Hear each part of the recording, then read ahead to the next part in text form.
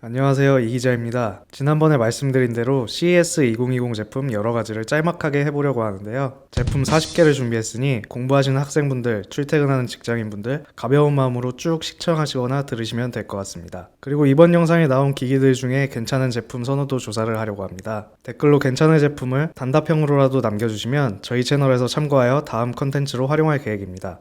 그리고 조사에 도움 주신 구독자분들 중에 두 분께 블루투스 스피커 BASB10을 감사의 표시로 드리려고 하니 영상 재밌게 감상해주세요. 시작합니다.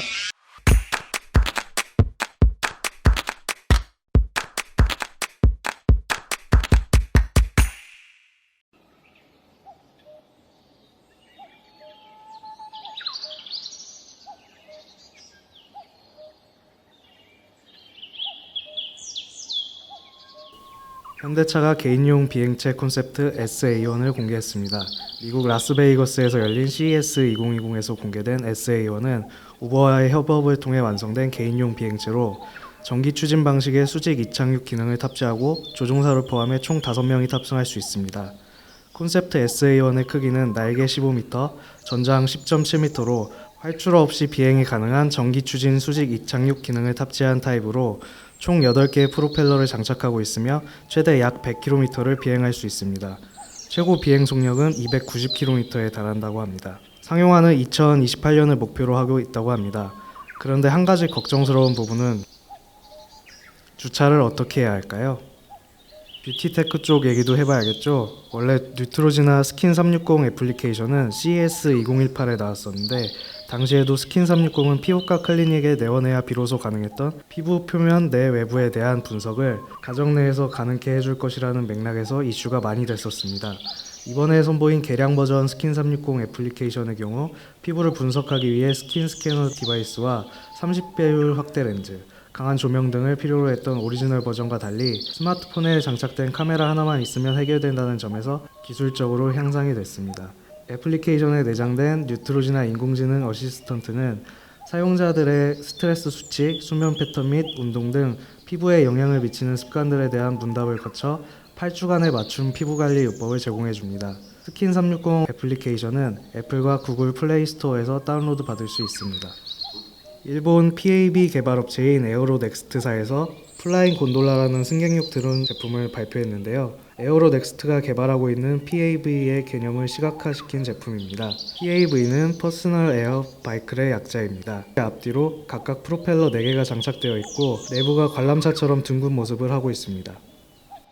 일본 스타트업 그루브엑스가 개발한 로봇은 사람의 반응에 따라 감정이 변하는 반려 로봇입니다. 확실히 일본이 캐릭터는 귀엽게 잘 뽑는 것 같아요. 몸에 터치 센서가 달려있어 사람이 쓰다듬으면 반응하고 머리 위에 달린 카메라로 사람의 표정을 인식해 그에 맞게 반응합니다. 안아달라고 바둥거리거나 감정이 상한 듯 뒤로 물러서기도 합니다. 촬영 기능이 있어 사람이 집에 없을 땐 비디오 스트리밍으로 CCTV 기능도 합니다. 그루브엑스는 AI 칩이 장착돼 감정적으로 애착을 느끼는 최초의 로봇이라고 소개됐는데요. 다음 소개해드릴 제품도 반려 로봇입니다.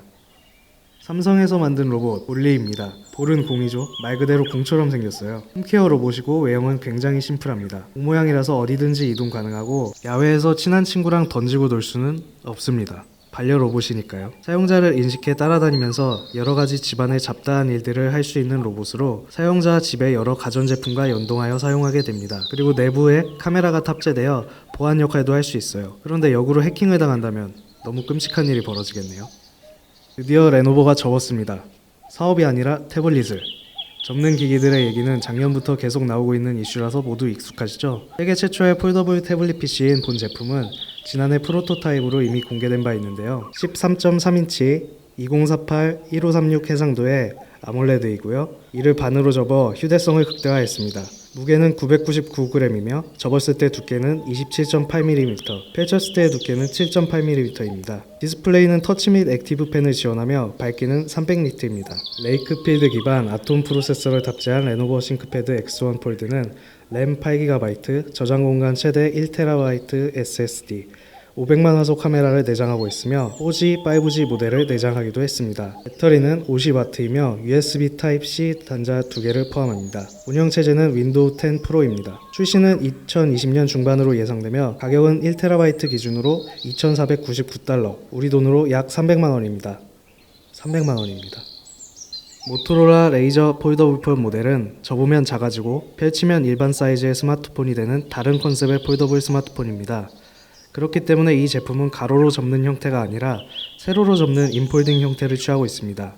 무게는 205g입니다. 제품의 스펙은 조금 기존 제품들에 비해 부족한 느낌? 중가 스마트폰에 탑재되는 스냅드래곤 710이 탑재되어 있고 그 외 램은 6GB, 저장 공간은 128GB, 500만, 1600만 화소 카메라, 2510mAh 배터리, USB Type-C 포트, 생활방수 기능을 제공하고 있습니다. 또한 이어폰 단자가 없고 심 슬롯이 없어 eSIM을 사용해야 합니다. 스마트 지팡이는 시각장애인을 위한 제품입니다. 한양대 산학협력단이 출품해 혁신상을 수상했어요. 스마트 지팡이는 걸을 때 적외선 센서가 주변 장애물을 감지해 사용자에게 진동이나 소리로 알려줍니다. 위성 위치 확인 시스템 모듈을 탑재해 현재 위치는 물론 내비게이션 역할도 해주고요. 또 LED 표시 등이 달려 예상치 못한 사고가 발생하면 주변에 알려줍니다. 위험이 발생하면 스마트폰 애플리케이션을 통해 보호자에게 전달하는 기능도 있습니다. 요즘 느끼는 건데 스마트폰과의 연동은 이제 거의 기본적으로 탑재되는 기술인 것 같아요. 리베스트는 딱딱한 디스플레이가 플렉시블로 바뀌며 혁신이 됐다면서 이에 맞춰 리베스트는 유연한 플렉시블 배터리를 만들었다고 소개했습니다. 이 배터리는 현존 플렉시블 배터리 가운데 단위 면적당 용량이 가장 높고 모든 구간이 안정적으로 굽혀집니다. 웨어러블 디바이스 업체와의 협력을 통해 실제 제품에 적용할 수 있습니다. 플렉시블 배터리를 스마트워치에 적용하면 디스플레이 크기가 3배 커지고 배터리 용량은 4배 늘어난다고 합니다. 이 제품은 올해 CES에서 혁신상을 받았습니다. 플렉시블 배터리 시장 규모는 올해 4천억 원에서 오는 2022년 8천억 원으로 2배 성장할 것으로 전망되고 있습니다. LED 기술로 제작된 TV로 마이크로 크기로 작게 만들어서 해상도 선명도를 높인 건데 작은 모니터들을 여러 개 붙여서 큰 화면을 이룰 수 있습니다. 삼성에서 내세우는 특징이 4가지 있습니다. 이걸 포프리 익스피리언스라고 부르던데 사이즈, 레졸루션, 레이티오, 베젤이라고 합니다. 대형 디스플레이를 휴대할 순 없지만 이동하기 수월해졌고 고장 수리 시 일부분만 손을 보면 돼서 관리 비용 절감에도 효율적이겠네요. 근데 제품 자체는 엄청 비싸겠죠? 중국 가전기업 하이센스는 세계 첫 롤러블 레이저 TV를 선보였습니다. 70인치 스크린이 롤링되면서 나오는 구조의 이 레이저 TV에는 고성능 롤러블 디스플레이가 적용됐습니다. 광학 성능을 유지하면서 형태를 변화시키는 동시에 휘도 요구에 부합한다고 합니다. 미국의 유아용품 업체인 포맘스, 4명의 엄마가 아닌 포맘스, 어머니들을 위한이란 뜻이겠죠. 마마루 슬립으로 CES 2020 혁신상을 받았습니다. 이 제품은 부모의 인체와 비슷한 형태의 요람으로 아기를 흔들어 재우는 디지털 요람인데 나무 그네, 캥거루, 자동차 타기, 파도 타기 등 다양한 동작과 진동 속도로 아기가 꿀잠을 잘 수 있게 도와줍니다. 빗소리, 파도소리 등 백색 소음 기능도 포함되는데요. 부모는 스마트폰 애플리케이션으로 모든 기능을 제어할 수 있습니다. 혁신상을 받은 쿠보 AI는 아기 돌보미 디바이스입니다. 영유아를 돌보는 부모를 위해 개발된 이 제품은 AI 포토 캡처 기능을 통해 아기의 움직임을 실시간 감지합니다. 특히 엎드려 자다 질식사하는 사고를 예방할 수 있고 아기가 움직이거나 웃을 때를 감지해 자동으로 사진이나 영상을 찍기 때문에 스크랩북으로도 활용할 수 있습니다. 또 기어다니는 아기가 주방 등 위험한 곳으로 가거나 울음소리가 나면 부모에게 알림 메시지를 보내서 사고를 방지하게 도와줍니다. 지난해 나왔던 롤러블 TV의 후속작이 나왔네요. 초기 타입은 밑에서 위로 올라오는 방식이었는데요. 이번 타입은 위에서 내려오는 방식이네요. 그럼 내년에는 옆에서 오른쪽으로 나오려나? 내후년에는 오른쪽에서 왼쪽? 아무튼 이 제품은 쇼케이스나 전시 용도로 쓰기에 좋을 것 같고 집에서 쓴다고 했을 땐 디스플레이가 숨겨져 있어서 공간 활용 측면에선 좋을 것 같네요. 언제부터 상용화가 될지 궁금한 제품입니다. 개인 제품 회사인 프록터 앤 갬블은 사람들이 화장실을 사용할 때 서비스를 제공할 수 있는 로봇을 선보였습니다. 블루투스를 통해 스마트폰으로 제어할 수 있는 로봇으로 화장지가 없어도 자체 균형이 잡히고 눈에 띄지 않습니다. 또한 욕실 냄새를 느끼지 않고 냄새를 알려주는 전자센서 시스템인 스멜센스가 있어 악취를 피하고 싶을 때 쾌적한 공간으로 안내 알림을 해준다고 합니다. 국내 벤처인 큐라코는 케어 비데를 출품했습니다. 비데에 내장된 센서를 활용해 환자나 노인의 대소변을 처리해주는 돌봄 로봇인데요. 환자가 대소변을 보면 센서가 감지해 연결된 컵으로 즉시 처리합니다. 이후 비데 스프레이로 세정한 뒤 온풍 건조로 냄새도 제거해줍니다. 기기 세정도 소독 키트를 활용해 자동으로 처리할 수 있다고 하니 간병인은 하루 한 번 정도 오물통만 비우면 돼서 정말 편리해진 것 같네요. 이 기술은 한국은 물론 일본, 중국, 홍콩 등에서 임상시험을 마쳤다고 합니다. 개인적으로 이런 제품들이 정말 인류를 위한 발명품인 것 같다고 생각돼서 디스플레이나 컴퓨터 같은 것보다 내년에 많이 보였으면 좋겠네요. 화면을 회전시킬 수 있는 가로 세로 전환을 할 수 있는 제품입니다. 더 세로, 가로 세로로 하지 왜 세로로 했을까요? 어쨌든 스마트폰이 발전되면서 세로 비율의 영상, 게임, 광고 등 다양한 컨텐츠들이 나오고 있는데요. 그런 컨텐츠들을 즐길 때 몰입감이 더 강해질 것 같네요. 또한 CTA 선정 CES 최고 혁신상을 수상했습니다. 구강건강관리 브랜드인 오랄비와 콜게이트는 새로운 아이폰 연동 전동 칫솔을 발표했습니다. 블루투스 지원 칫솔은 수천 개의 기록된 칫솔질 세션의 인공지능을 기반으로 실시간 개별 추적 및 조언을 해줍니다. 이것도 즉 빅데이터에 의해 탄생된 기술이죠. 칫솔 손잡이에 내장된 센서는 사용자의 입에 대한 포괄적인 맵을 생성해서 깨끗하거나 추가 칫솔질이 필요한 영역을 보여줍니다. 피곤하거나 이 닦기가 귀찮을 때 대충 하시는 분들 있으시죠? 언제나 최상의 이 닦기를 할 수 있습니다. 오랄비 아이오는 2020년 8월부터 판매 예정이라고 합니다. 그리고 이 제품을 치과 의사들이 싫어합니다.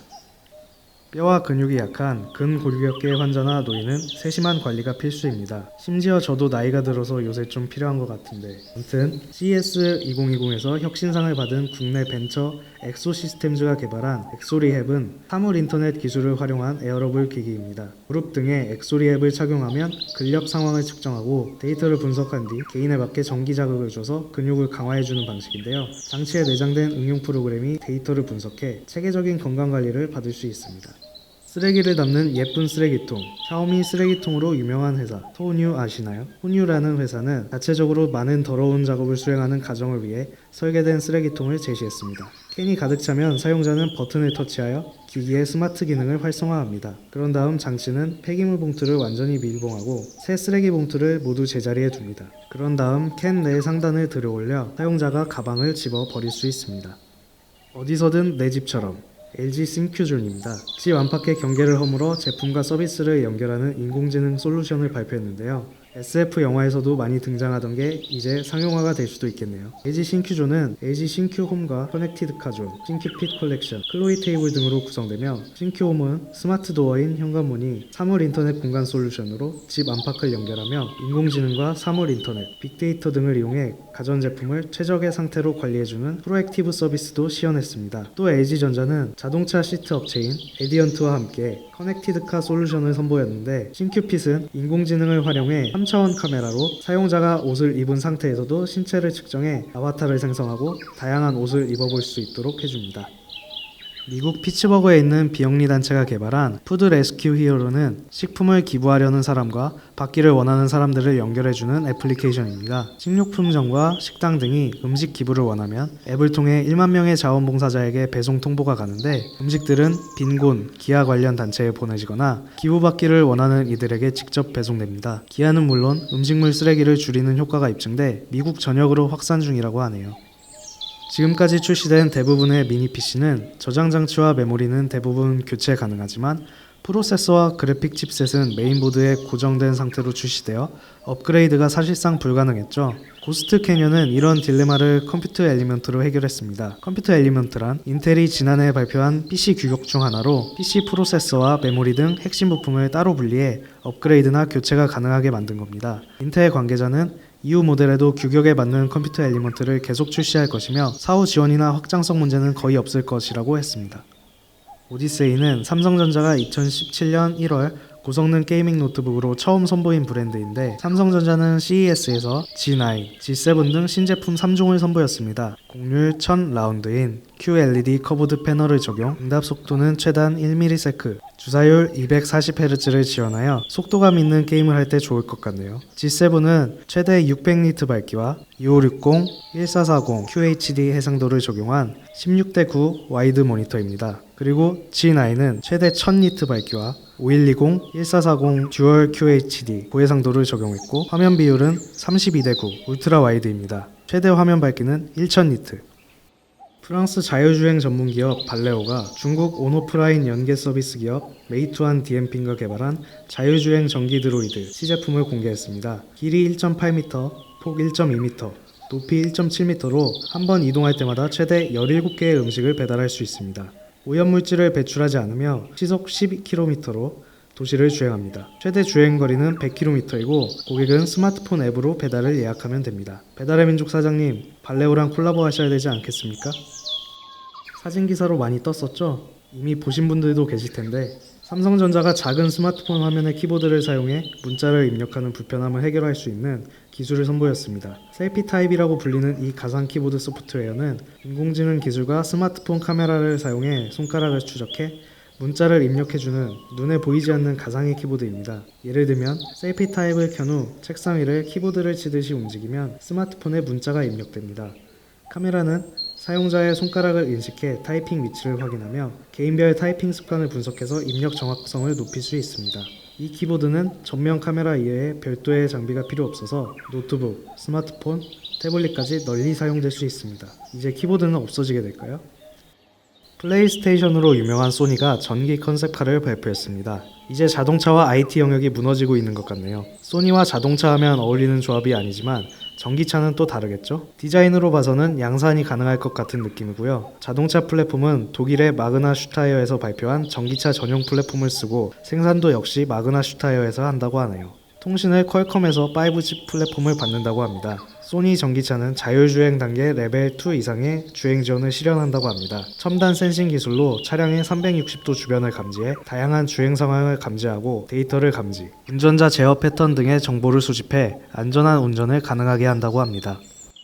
얼음 없이 와인을 칠링해주는 기술이 생긴다? 미국 실리콘밸리에 위치한 열공학 전문 업체 매트릭스 인더스트리가 와인을 3분 만에 쿨링할 수 있는 주노라는 음료 냉각기를 발표했습니다. 음료 전문 매체 더 드링크 비즈니스에 따르면 현재 출시를 위해 테스트 단계에 있다고 하는데요. 화이트 와인과 레드 와인을 0마이크로파 기술을 사용해 소믈리에 권장 온도로 빠르게 쿨링해주기 위해 개발되었다네요. 주노 냉각기를 사용하면 3분 만에 와인 750ml를 10도까지 쿨링할 수 있으며 맥주는 1분 내로 가능하다고 합니다. 주노 와인 쿨링 냉각기는 올해 10월부터 본격적으로 시장에 출시될 예정이라고 하니 와인, 음료수 애호가 시청자분들에겐 좋은 소식일 듯합니다. 언제나 돈이 문제긴 하지만요.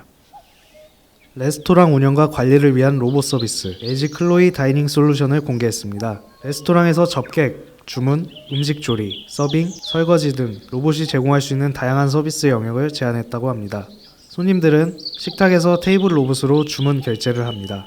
셰프봇은 고객이 주문한 요리를 조리하는데 실제 요리사처럼 움직이도록 소프트웨어로 구현한 모션 제어 기술, 다양한 형태의 그릇과 조리기구를 잡았을 때 떨어뜨리지 않고 안전하게 사용할 수 있도록 하는 스마트 툴 체인저 기술을 적용했습니다. 이 밖에 식사 후엔 퇴식 로봇이 남은 그릇들을 정리하고 설거지 로봇이 설거지를 합니다.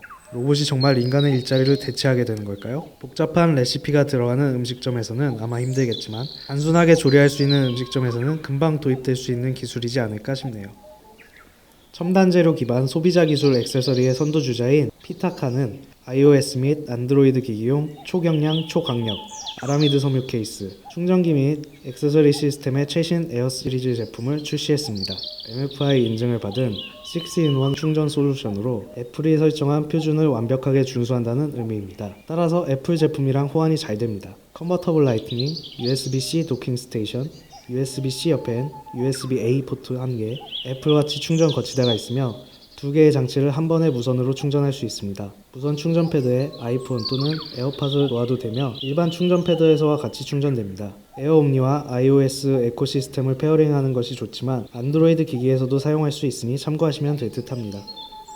질병관리본부에 따르면 국내에서 매년 10만 명 이상 낙상사고로 입원한다고 합니다. 또한 65세 이상 고령자 10명 중 2명은 1년 이내에 다시 낙상사고를 당한다고 하고요. 이에 국내 스타트업 기업 웰트는 벨트에 장착된 센서가 미세한 걸음의 움직임을 감지해 낙상 위험을 예측하고 방지해주는 제품을 개발했습니다. 걸음에 이상 징후가 나타나면 앱을 통해 위험 신호를 알려주고 특히 낙상 위험이 큰 근육 감소증 환자에 효과적이라네요. 미국 노스이스턴대 발표에 따르면 지난해 미국에선 33건의 대규모 총격 사건으로 211명이 사망했다고 합니다. 미국에선 매년 1만 명 안팎이 총기 관련 사건으로 숨을 거두는데 영화 엘리펀트에서도 이런 사회 이슈를 다뤘었죠. 한국인 교포생 사건도 있었고요. 이번 CES에서 나온 더 나은 세상을 위한 기술 부문 혁신상을 받은 총성 인지 기반 지능형 대응 시스템은 총격 사건에 대응하는 솔루션인데 지능형 사물 인터넷 기술을 활용해 총성을 들으면 발포 위치와 위기 상황, 대피, 구조 지원 방안을 알려 추가 인명 피해를 예방할 수 있다고 합니다.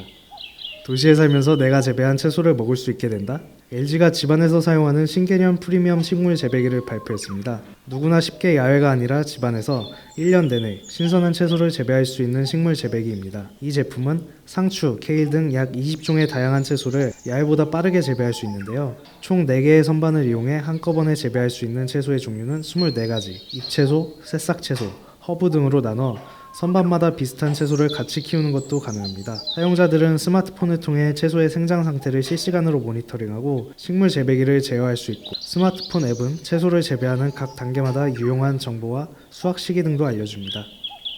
인공지능의 인간화, 즉 인공인간으로 화제를 모은 네온, 삼성에서 인공인간을 만들었습니다. 가상의 공간에 존재하는 수명의 인물로 수백만 가지의 표정과 여러 외국어를 구사할 수 있는 것이 특징입니다.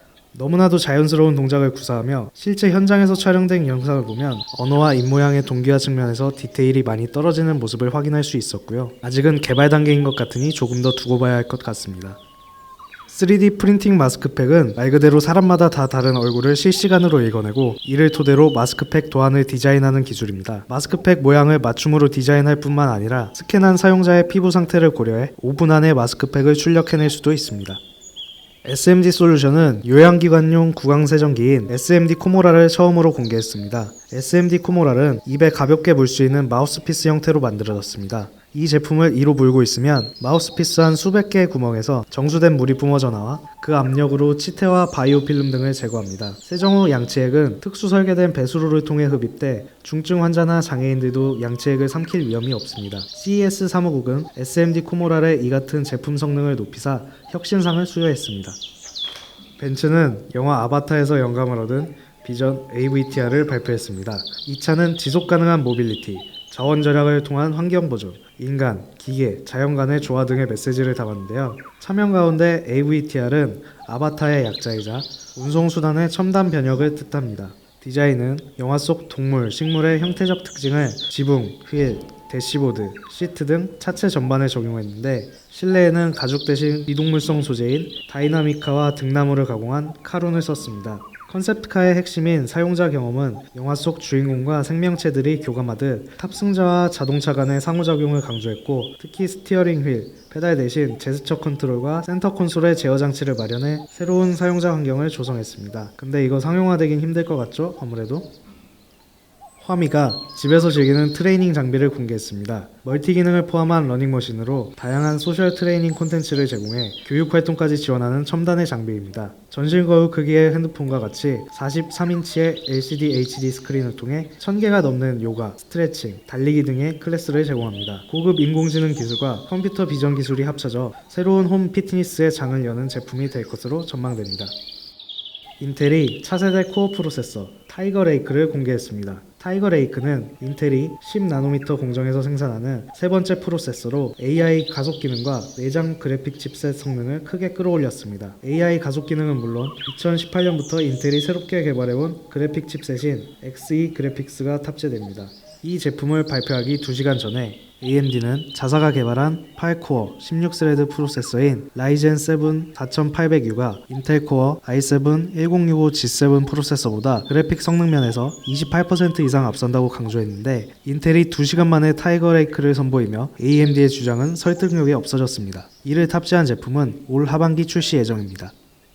500GB, 1TB 또는 2TB의 저장 공간을 갖춘 SSD인 새로운 휴대용 SSD T7 터치를 출시한다고 발표했습니다. 세련되고 컴팩트한 디자인, USB 3.2 Gen2 표준에서 제공하는 가장 빠른 전송 속도를 자랑하는데요. 읽기 속도는 최대 1050MB, 쓰기 속도는 최대 1000MB입니다. NVMe 인터페이스와 함께 사용하면 최대 속도에 도달할 수 있습니다. 암호 보호 및 AES 256비트 하드웨어 암호화와 함께 내장 지문 센서가 포함되어 터치란 이름이라고 지었나 보네요. 지문 센서는 최대 4개의 지문을 인식할 수 있으므로 파일을 안전하게 유지하면서 공동으로 사용할 수 있습니다. 드라이브 케이스에 지문을 대어 잠금을 해제하면 데이터에 액세스할 수 있고, 사용자가 장치의 상태를 한눈에 볼 수 있는 내장 모션 LED가 있습니다. 2020년 1월 말에 휴대용 SSD T7 터치가 나올 예정이며 2, 4분기에 SSD T7이 출시될 예정입니다.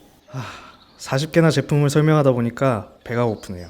그럼 저의 CES 리뷰는 여기까지입니다. 앞서 말한 선호도 조사는 2월 14일까지 남겨주신 댓글을 기준으로 저희 자료로 쓸 예정이고 블루투스 스피커는 다음 주 17일 랜덤으로 2분 선별로 공지로 남기겠습니다. 저희 컨텐츠를 계속 시청하고 싶으신 분들은 좋아요, 구독 부탁드리고요. 다음 컨텐츠에서 봐요.